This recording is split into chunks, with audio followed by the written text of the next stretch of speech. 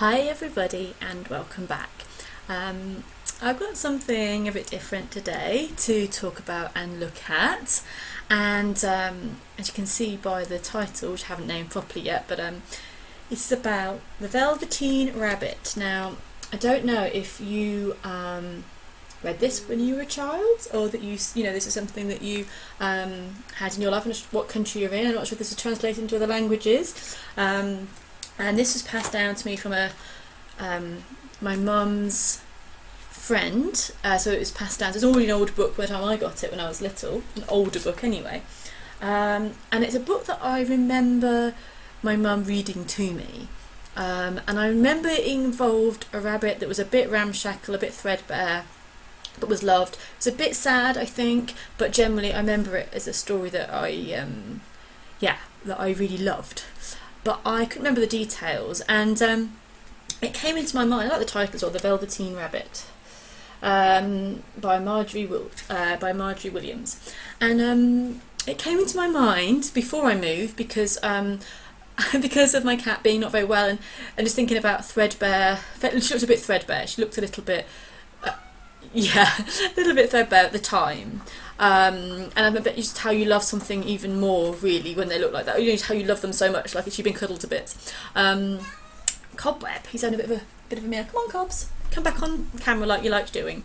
Someone did make a request for Cobweb to have his own video series, so But anyway, yes, the Velveteen Rabbit, and that came into my mind because of that.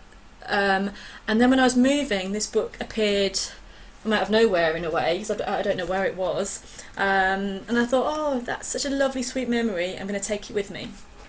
And I had it out on my bookshelf, and a friend who's going through counselling said to me, oh, my counsellor told me to read that. And I was like, oh, that's really interesting, I'm going to have a read of it and see why, and see what the message would be, and see what the message could be. Cobweb, the message is Cobweb, be quiet. Yeah, so I thought, oh, that'd be interesting to see what the message was, because I remember vague bits, but I don't remember the story properly. Oh my, okay, yeah, I got it. I'll read the back for you. The Velveteen Rabbit. Nursery magic is very strange and wonderful, and only those playthings that are old and wise and experienced, like the skin horse, understand all about it. What is real? Asked the rabbit one day. Does it mean having things that buzz inside you and stick out handle? Now, I have a dirty mind, so he means electric toys, though. Real isn't how you are made, said the skin horse. It's a thing that happens to you. When a child loves you for a long, long time, not just to play with, but really loves you, then you become real. It doesn't happen all at once. You become. It takes a long time. Generally, by the time you're real, most of your hair has been loved off and your eyes drop out and you get loose in the joints and very shabby. But these things don't matter at all, because once you're real, you can't be ugly except to people who don't understand. I was like, wow, okay. So I was reading it. I think it's a beautiful story, and I can see why it would be advised to read, actually, as a children's story, obviously. And about his rabbit is the most prized gift at Christmas one year, and in the stocking, and all beautiful and plushed up and plumped up, and the child loves it for a couple of hours and then throws it in the cupboard, as children do. And it's all full of the insecurities. Well, this rabbit says, well, I'm not battery operated, I'm not a machine toy, I'm not this new fandangled thing, I'm not made up of amazing material. He was like comparing himself to other toys. Well, I'm made up of velveteen, they're made up of this. It's just probably how we talk to ourselves all the time. Well, they're this and I'm not that, so they're better than me, and they're really quick at this and I take a long time to do things, or they seem really trendy and happy and I just feel that I'm taking things at my own pace. So it was very similar to how people talk about themselves sometimes. And then he meets and then he's kind of in this cupboard and he has this kind of hermit period, like he meets this wise skin horse, which is there's a pic illustration there of him talking to the wise horse, and the horse tells him all about being real and becoming real, and it's absolutely lovely, and it says how you become really, really real, really, really real, really, really real. It says it doesn't happen all at once, said the skin horse. You become. It takes a long time. That's why it doesn't often happen to people who break easily, or have sharp edges, or who have to be carefully kept. generally, by the time you're real, most of your hair has been loved off. I said this earlier, da da da da. And so yeah, it's got this whole thing about, oh, that's what I wanted to read, sorry. I've reread the bit, but I wanted to read this bit about how, does it hurt, asked the rabbit, to become real? So, does it hurt? And the horse says, sometimes, for he was always truthful. When you are real, you don't mind being hurt. And I was just like, wow, it was just a really amazing story. So, as the story transpires, one day the boy rediscovers the rabbit and is his best friend and takes him on adventures, and life's wonderful, and the rabbit's so happy because he is loved. And the little boy tells the rabbit that he is real, so the rabbit's over the moon. I'm real. Oh, the boy said I'm real, so I'm real. And all the adventures they had, all the things they did. But he saw other rabbits, and he felt not real rabbits, but alive, normal animal rabbits, and he felt that he was lacking a bit, and it confused him. The boy said he's real, but they're saying I'm not real, I'm confused. So then you kind of, really again, you can see the human side of this a lot. And obviously, in time, stuff happens, and even though the boy loves this rabbit so much, will be really upset without it, it happens that, the rabbit gets thrown away. And it's sad because, for so many reasons, I remember being a child and thinking it was really sad, because the rabbit's planning all these things that he's going to do with the boy, and how they're going to continue their summer of doing this amazing stuff together. And his whole rabbit existence is fixated on this boy who loves him. I don't know any of us that do that. And so yeah, and he's thrown away, and he's like, oh, and he's going to get destroyed. Like, this is awful. And I'm like, oh my god! Even as an adult, I'm reading this, going, no. And he's totally depressed, or thrown, or just because he's been rejected, abandoned, thrown out, and someone that thought he was real is no longer there, so he doesn't know who he is, or he doesn't know what's going on. Everything that he planned was gone. And then, I mean, it is lovely. And then we've got this bit at the end where this fairy, he cries real tears. He's so sad that actually a real tear comes out of him, and from the tear, a flower suddenly grows, and a fairy is in this flower, and she says that she's the fairy of the nursery toys, and she says, I take care of all the playthings that the children have loved when they are old and worn out and children don't need them anymore, and I come to take them away with me and turn them into real. And the rabbit goes, wasn't I real before? You were real to the boy, the fairy said, because he loved you. Now you shall be real to everyone. And I think as well, I like is that real to yourself as well. And he is turned, spoiler, he is turned into, by the magic of the full moon in the forest. It's very magical and pagan and gorgeous. It was the full moon had risen, all the forest was beautiful, and the fronds of the bracken shone like frosted silver. In the open glade between the tree trunks, the wild rabbits danced with their shadows on the velvet grass. But when they saw the fairy, they all stopped dancing and stood round in a ring to stare at her. It's just really magical. And what I love is that so many things, that he becomes real, and he's so happy because he's real for himself. He's real, not real for someone else. His life doesn't depend on somebody else's appreciation, love and care. He's real for himself. And he goes back and he sees the boy, and the boy goes, that rabbit looks just like my old loved rabbit.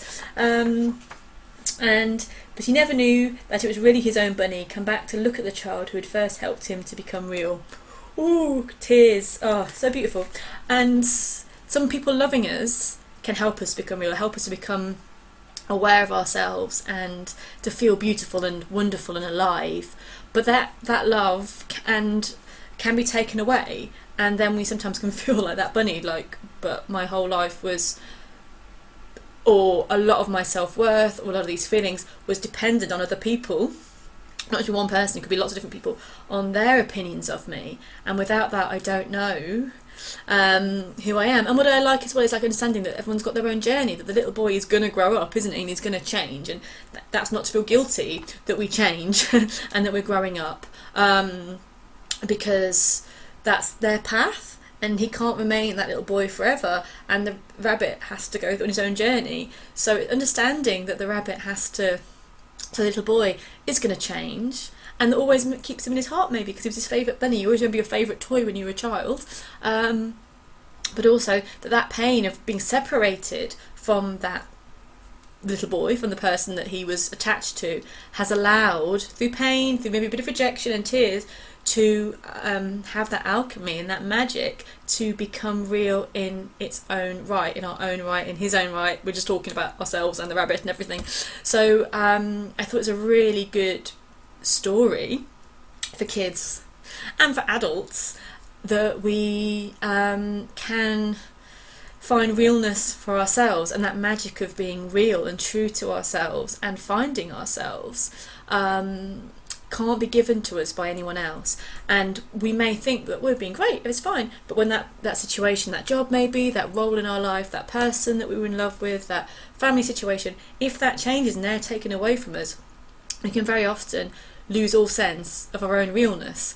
And we'd planned all this stuff that we were going to do, and now it's gone, and we feel totally lost. And but that's part of the journey, that they helped us to find our true selves, helped us go on our path, and left us at a point when it was ready and time for us to spark up inside and to be real, without needing, like the rabbit, he goes to see the boy, but he knows that everything has to shift and change, and that he had to find realness for himself. And I just thought that was so beautiful from the beginning, where he's loved for 10 minutes and thrown away, feels unworthy because he's not as nice material as other people, other toys, felt that everything was going so fast, new modern toys coming in, and he felt out of dated and unwanted.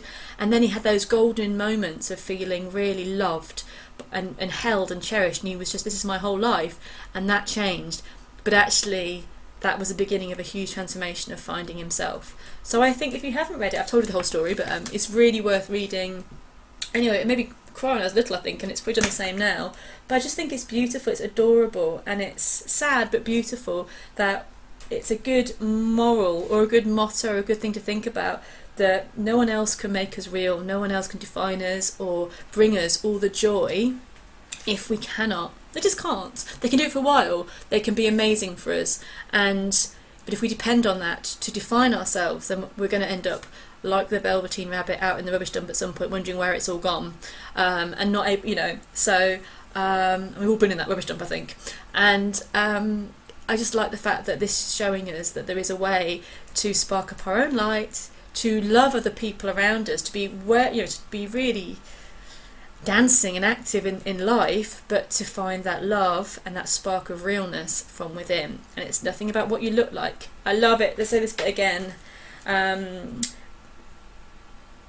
Generally, by the time you're real, most of your hair has been loved off, hopefully not literally, maybe it's emotionally loved off. Your eyes drop out, again, let's take it metaphorically rather than physically, and you get loose in the joints and very shabby. But these things don't matter at all, because once you are real, you can't be ugly, except to people who don't understand. I think that's a really beautiful thing, and I'm really glad that I reread it, and it gives me something to think about when I find myself leaning on things to make me feel happy, or people, or situations, to lean on them and go, well, they define me, or they make me feel good, and which is lovely, and that's great, but let's find that dance under the full moon with the rabbits, and be with the fairies, and be real for ourselves.